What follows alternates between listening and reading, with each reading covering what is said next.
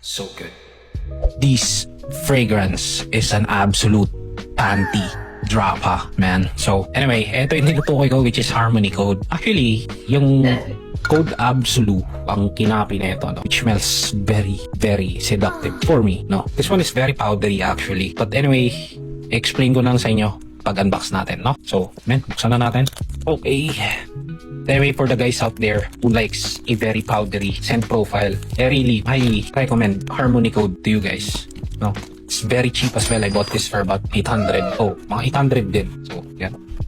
Very classy bottle. Wow. Sobrang ganda ng bottle niya, man. Simple lang, but may dating. This is, I think, Fragrance World. Fragrance World yung may gawa na ito. Man, let's test it out. Tama na yung daga. Amoy na natin, man. So, hindi na to first impression, guys. Since alam ko na yung amoy na ito, man. Okay.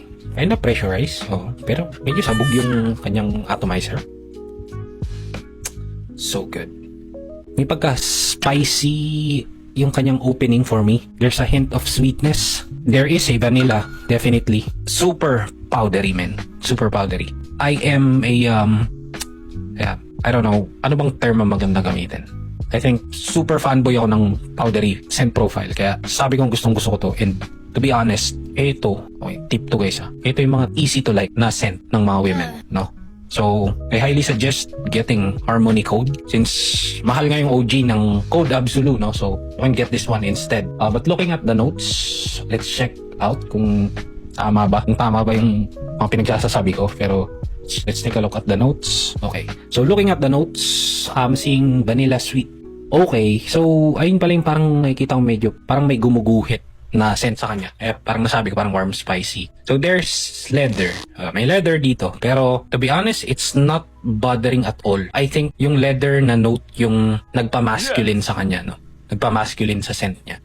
However, the smell of this, really good. Yeah, nakita ko merong orange and apple sa kanyang notes, which is, I think, dun kinuha yung sweetness ng fragrance along with the vanilla. And it's very powdery as well, no? I think due to the, may nakalagay dito nutmeg, no? I'm not sure if that's because of the nutmeg, but there is a very powdery scent in here. So it's sweet, very slightly fruity, powdery, creamy, so creamy, and then makukuha mo yung heat ng leather na nagpa-masculine sa scent ng isang Harmony Code. So, man, if you like this scent profile na binanggit ko sa inyo, definitely get Harmony Code.